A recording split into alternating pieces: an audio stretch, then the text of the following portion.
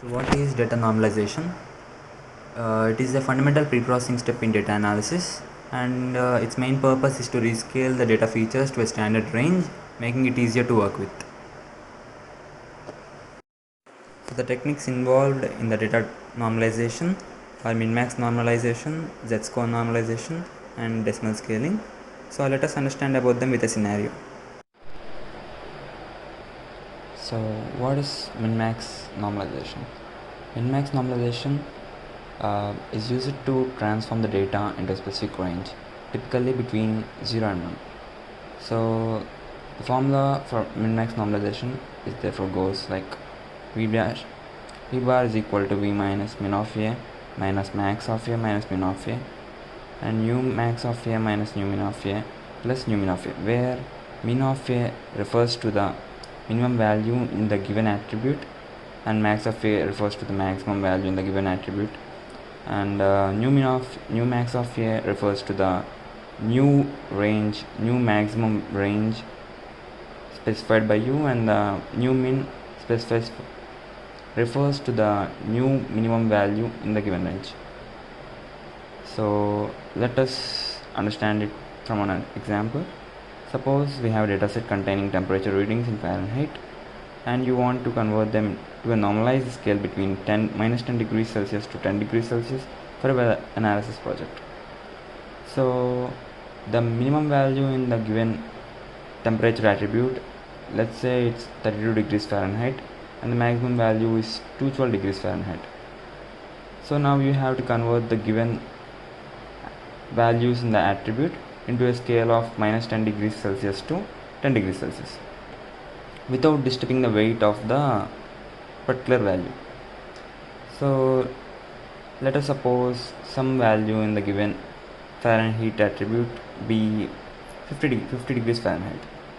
So now we have to convert the 50 degrees Fahrenheit into a range between minus 10 degrees Celsius to 10 degrees Celsius.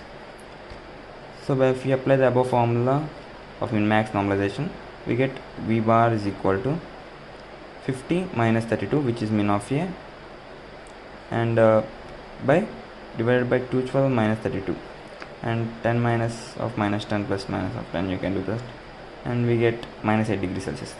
So we have successfully transformed the 50 degrees Fahrenheit into minus 8 degrees Celsius without disturbing the weight of the 50 degrees Fahrenheit. So this is min-max normalization. Z-score normalization.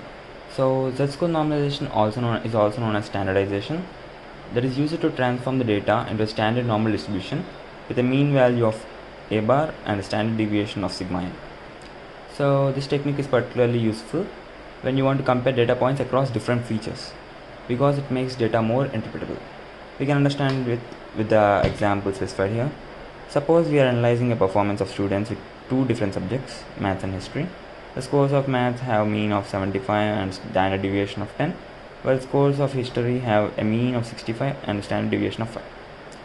If we apply the given formula, that is v bar is equal to v minus a bar by sigma a, let us consider a student X has scored 80 in math and 17 in history. So the z-score for math is 80 minus 75 by 10, where a bar is specified here 75 and sigma a is given here 10, and now if you apply that, you get 0.5, and the score of history is 70 minus 65 by 5, which is 1.0. As you can see, the z-score of history is greater than math. That means the student has performed well in history when compared to math. Here, after z-score normalization, we have standardized the scores for both subjects, allowing you to analyze and compare students' performance more effectively across the subjects. Now coming to decimal scaling. Decimal scaling involves the shifting the decimal point of the values to the left or right to bring them within a desired range. So the formula used for decimal scaling is for a value is as above, like v bar is equal to v by 10 power j, where j is the number of decimal places you want to shift. Okay, now this technique is less common than min-max scaling and or z-score normalization, and is typically used when you want to maintain the original scale of the data but keep it within a certain range.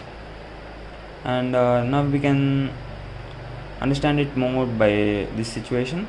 Let's say we have a data set containing the prices of various products in the range of $100 to $100,000. We want to work with these prices but keep them in a smaller range, that is more manageable range. So if we apply the formula V bar is equal to V by 1000 for every single value in that given attribute or feature, so now we can use decimal scaling to shift the decimal point to the left while preserving the relative order of the prices. For the above example, if we shift the decimal point by 3 places, then the range will now be 0.1 to $100, making them easier to work for analysis or modeling while maintaining the original scale.